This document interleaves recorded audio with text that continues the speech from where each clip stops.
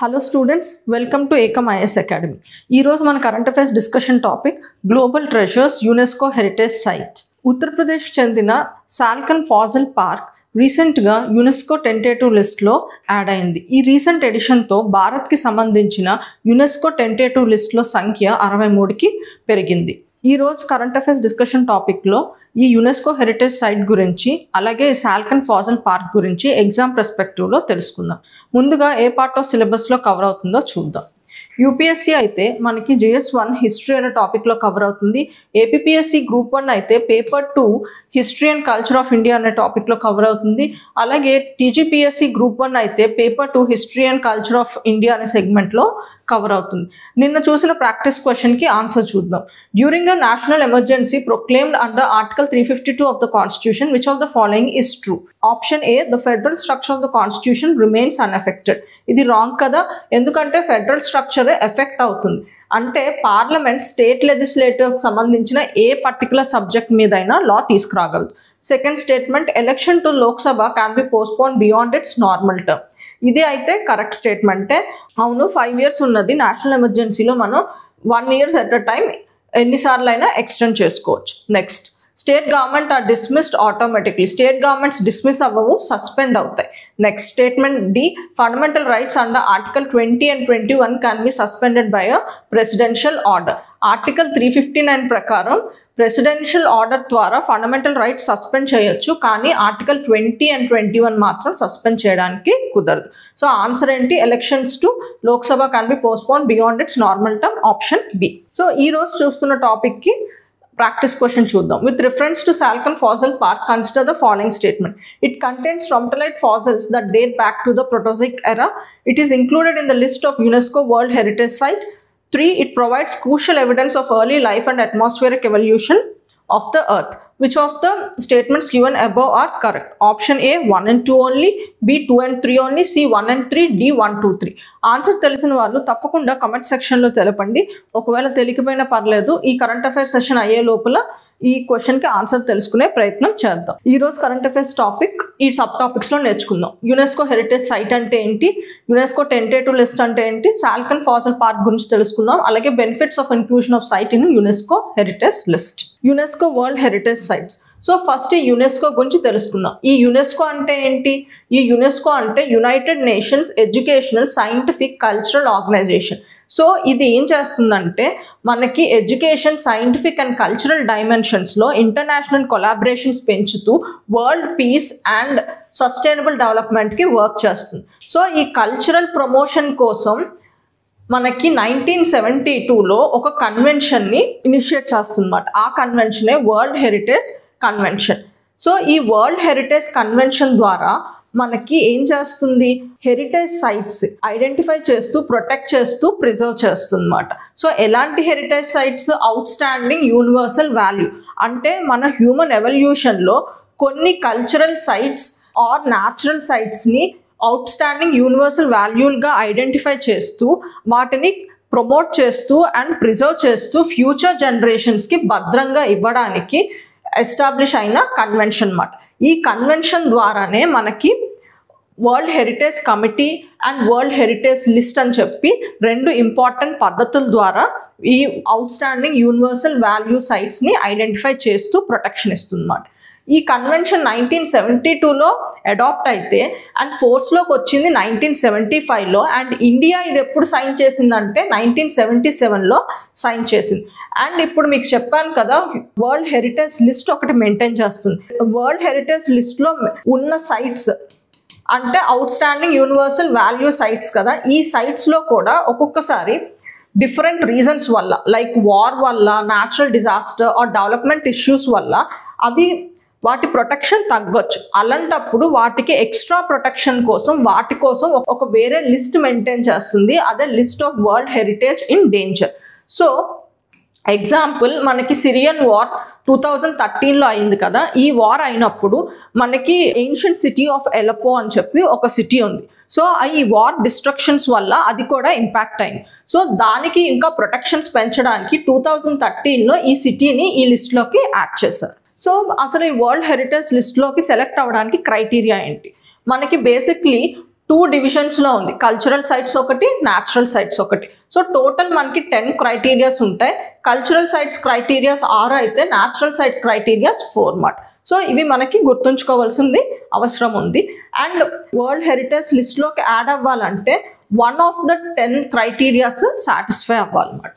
So process of selection in UNESCO heritage site ఎలా అవుతుంది అని చెప్పి, ఫస్ట్ మనకి ఒక టెంటేటివ్ లిస్ట్ ఉంటుంది. టెంటేటివ్ లిస్ట్ అంటే ఏం లేదు, మనం ఏ పర్టిక్యులర్ సైట్ని వరల్డ్ హెరిటేజ్ లిస్ట్లో యాడ్ చేయాలని అనుకుంటున్నామో signatory state, for example India దాన్ని ప్రతిపాదించాలి. ఆ ప్రతిపాదననే మనం టెంటేటివ్ లిస్ట్లో అంటాం అన్నమాట. అది ప్రతిపాదిస్తూ డీటెయిల్డ్ నామినేషన్ డౌజర్ ఒకటి ప్రిపేర్ చేయాలి. ఆ డౌజర్లో ఏంటంటే మనం ఎందుకు ప్రతిపాదిస్తున్నామో అన్న జస్టిఫికేషన్ ఇవ్వాలన్నమాట. అలాగే దానికి ఉన్న లీగల్ ప్రొటెక్షన్స్ ఇప్పుడు ఏమున్నాయో అవి కూడా స్పెసిఫై చేయాలి. సో ఇది స్పెసిఫై అయిన తర్వాత ఇది వరల్డ్ హెరిటేజ్ సెంటర్కి వెళ్తుంది. అది మనకి అట్లీస్ట్ 1 ఇయర్కి ముందు మనం ఆ వరల్డ్ హెరిటేజ్ సెంటర్కి మన ప్రతిపాదన పంపించాలి. దాని తర్వాత ఎక్స్పర్ట్ ఎవాల్యుయేషన్ అవుతుంది. ఈ ఎక్స్పర్ట్ ఎవాల్యుయేషన్లో 2 ఇంపార్టెంట్ బాడీస్ పార్టిసిపేట్ చేస్తాయి. IUCN అయితే మనకి న్యాచురల్ సైట్స్కి ఇవాల్యుయేట్ చేస్తుంది. అలాగే ICOMOS అన్నది కల్చరల్ సైట్స్ని ఇవాల్యుయేట్ చేస్తుంది. ఈ IOMOS అంటే international council on monumental sites మాట. సో దీని ఇవాల్యుయేషన్ అయిన తర్వాత వరల్డ్ హెరిటేజ్ కమిటీకి దాని రికమెండేషన్స్ చెప్తుంది. సో వరల్డ్ హెరిటేజ్ కమిటీ ఇచ్చిన ఇవాల్యుయేషన్ ప్రకారం అది ఓకే అనుకుంటే ఆ సైట్ని వరల్డ్ హెరిటేజ్ లిస్ట్లో యాడ్ చేస్తుంది, లేకపోతే రిజెక్ట్ చేస్తుంది. సో ఇలాగా మనకి యునెస్కో వరల్డ్ హెరిటేజ్ సైట్లో ఇండియా నుంచి మనకి 43 సైట్స్ ఉన్నాయన్నమాట. అందులో 35 కల్చరల్ సైట్స్ ఉన్నాయి, 7 న్యాచురల్ సైట్స్ ఉన్నాయి, 1 మిక్స్డ్ సైట్ ఉంది. అండ్ తెలంగాణ నుంచి మనకి ఈ రామప్ప టెంపుల్ అన్నది వరల్డ్ హెరిటేజ్ సైట్లో వెళ్ళింది, అది కూడా కల్చరల్ యాంగిల్లో వెళ్ళింది మాట. నెక్స్ట్ ఇలా మనకున్న ఈ 43 సైట్స్ లిస్ట్ మాట మనకి మినిమం ఐడియా ఉండాలి. So you go through this. Next so ఇప్పుడు సాల్కన్ ఫాసిల్ పార్క్ గురించి తెలుసుకుందాం. ఈ సాల్కన్ ఫాసిల్ పార్క్ ముఖ్యంగా మనకి న్యాచురల్ కేటగిరీలో యాడ్ అయింది అన్నమాట. సో ఇది టెంటేటివ్ లిస్ట్, అంటే మనం ప్రతిపాదిస్తున్నామని. సో ఇది ఎక్కడుంది? గుర్మా రేంజ్. ఈ గుర్మా రేంజ్ అన్నది వింధ్యా మౌంటైన్స్లో వన్ ఆఫ్ ద పార్ట్ అన్నమాట. అండ్ ఇది ఏ పర్టిక్యులర్ వైల్డ్ లైఫ్ శాంచురీలో ఉందంటే కైమూర్ వైల్డ్ లైఫ్ శాంచురీలో ఉంది. అండ్ దీని లొకేషన్ యూపీ. అండ్ ఈ సాల్కన్ ఫాసిల్ పార్క్ ముఖ్యంగా మనకి న్యాచురల్ కేటగిరీలో ఇంక్లూడ్ చేశారని చెప్పాను. అది దేనికి అంటే గుర్తింపు పాలియోబయలాజికల్ అండ్ జియోలాజికల్ సిగ్నిఫికెన్స్ ఉండడం వల్ల మనం ప్రతిపాదించాం. ఈ సాల్కన్ ఫాసిల్ పార్క్కి పాలియోబయలాజికల్ సిగ్నిఫికెన్స్ ఏంటో చూద్దాం. సో ఇక్కడ అంట 1.4 బిలియన్ ఓల్డ్ ఫాసిల్స్ ఉన్నాయి. ఈ ఫాసిల్స్ దేనికి సంబంధించినవి? స్ట్రోమటలైట్స్. ఈ స్ట్రోమటలైట్స్ అన్నవి ఈ ప్రోటోజోయిక్ ఇయాన్కి సంబంధించినవి. ఈ ప్రోటోజోయిక్ ఇయాన్ అంటే మనకి ఎర్త్ ఎవల్యూషన్ ఉంది కదా, 4.6 బిలియన్ ఇయర్స్ ముందు ఎర్త్ ఎవల్యూషన్ స్టార్ట్ అయింది. సో ఎర్త్ టైం పీరియడ్ని మనం 4 టైం పీరియడ్స్గా డివైడ్ చేస్తే దాన్ని ఇయాన్ అంటారు. సో అందులో ఈ థర్డ్ ప్రోటోజోయిక్ ఇయాన్కి సంబంధించిన ఫాసిల్స్ ఇక్కడ సాల్కన్ ఫాసిల్ పార్క్లో దొరికాయంట. సో ఈ ప్రోటోజోయిక్ ఎరాకి సంబంధించిన సిగ్నిఫికెంట్ ఈవెంట్స్ ఏంటంటే ఆక్సిడైజేషన్ ఈవెంట్ అండ్ మల్టీసెల్యులారిటీ. సో ఈ ఆక్సిడైజేషన్ ఈవెంట్ అంటే గ్రేట్ ఆక్సిడైజేషన్ ఈవెంట్. సో ఈ గ్రేట్ ఆక్సిడైజేషన్ ఈవెంట్ ఏంటంటే, సో మనకి ఇవల్యూషన్లో స్టార్టింగ్లో మనకి మైక్రో ఆర్గానిజమ్స్ ఉన్నాయి కదా, మైక్రో ఆర్గానిజమ్స్ సో ఎనర్జీని ఎలా డిరైవ్ చేసుకునేవి అంటే కెమికల్ ప్రాసెస్ ద్వారా డిరైవ్ చేసుకునేవి. కానీ మనకి సైనోబాక్టీరియా అన్నది స్లోగా ఫోటోసింథసిస్ ద్వారా ఎనర్జీని డిరైవ్ చేసుకుందన్నమాట. సో ఫోటోసింథసిస్ చేస్తే ఏమవుతుంది? ఆక్సిజన్ రిలీజ్ చేస్తుంది. సో ఆక్సిజన్ రిలీజ్ చేస్తే స్లోగా మనకి మల్టీ సెల్యులర్ ఆర్గానిజమ్స్ డెవలప్ అయ్యే, అలాగా మనకి కాంప్లెక్స్ లైఫ్ వచ్చింది. సో ఈ ఈవెంట్ని అంటే ఆక్సిజన్ ద్వారా మనకి లైఫ్ ఈవెంట్స్ ప్రమోట్ చేసిన దాన్ని గ్రేట్ ఆక్సిడైజేషన్ ఈవెంట్ అని పిలుస్తాం. అండ్ ఈ ఈవెంట్ ఎక్కడ జరిగిందంటే ఈ ప్రోటోజోయిక్ ఇయాన్లో జరిగింది.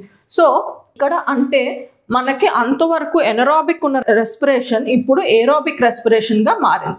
సో ఇది one of the significance of this fossil park. Next ఇంకొకటి ఏంటంటే ఆల్రెడీ మనకి ఈ టైం పీరియడ్కి సంబంధించిన ఎల్లోస్టోన్ పార్క్ నేషనల్ పార్క్ ఒకటి ఉంది. అది మనకి యుఎస్లో ఉంది. కానీ దానికి ఉన్న ఫాసిల్స్ 500 మిలియన్. కానీ ఇక్కడ ఈ సాల్కన్ ఫాసిల్ పార్క్ 1.4 బిలియన్ ఇయర్స్కి సంబంధించింది. అండ్ ఇంకొకటి ఈ స్ట్రోమటలైట్స్ అన్నవి ఈ సైనోబాక్టీరియా ఉన్న స్ట్రక్చర్ ఫామ్ చేసిన స్ట్రక్చర్స్ అన్నమాట. అంటే సైనోబాక్టీరియా హ్యాబిటెట్ అని కూడా మనం చెప్పొచ్చు. సో ఇక్కడ మనకి ఈ ఫాసిల్ పార్క్లో డిఫరెంట్ షేప్స్ దొరికాయి. అంటే సర్క్యులర్ కొన్ని, ఇంకొకటి సిలిండ్రికల్. సో వీటి వల్ల ఏంటంటే అప్పటి క్లైమేట్ ఎన్విరాన్మెంటల్ కండిషన్స్ మనం తెలుసుకునే స్కోప్ ఒకటి ఉంది. ఇంకొకటి జియోలాజికల్ ఇంపార్టెన్స్ ఏంటంటే ఈ స్ట్రమటోలైట్స్ అన్నవి మనకి లైమ్ స్టోన్ మీద ఫామ్ అయ్యాయి. సో ఈ లైమ్ స్టోన్ అన్నది ఒక particular group of rocks. So అవి విండియన్ సూపర్ గ్రూప్ లో ఉన్నాయి. అది కూడా sub classification, A classification of group of rocks లో ఉన్నాయి? బాందీర్ లైమ్ స్టోన్ సబ్ క్లాసిఫికేషన్ లో ఉన్నాయి. ఇదొక ఇంకో సిగ్నిఫికెన్స్. సో అలాగే మనకి టెంటేటివ్ లిస్ట్ తెలంగాణ నుంచి కూడా కొన్ని సైట్స్ ఉన్నాయి. అవేంటంటే monuments and forts of Deccan sultanate, ఇది కల్చరల్ యాంగిల్లో ఇంక్లూడ్ అయింది. 2014లో ఇంక్లూడ్ చేసాం. అలాగే Qutb Shahi monuments of Hyderabad, Golconda fort, Qutb Shahi tombs, Charminar, ఇది 2010లో అయింది. ఇది కల్చరల్ యాంగిల్లో ఇంక్లూడ్ అయింది.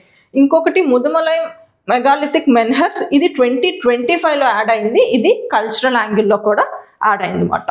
అలాగే ఏపీలో కూడా కొన్ని టెంటేటివ్ లిస్ట్స్ ఉన్నాయి. అవేంటంటే మనకి లేపాక్షి, ఓకే, లేపాక్షి ఉంది కదా, అది కూడా టెంటేటివ్ లిస్ట్లో మనం ప్రతిపాదించాం. అది కల్చరల్ క్రైటీరియాలోనే ప్రతిపాదించాం 2022లో.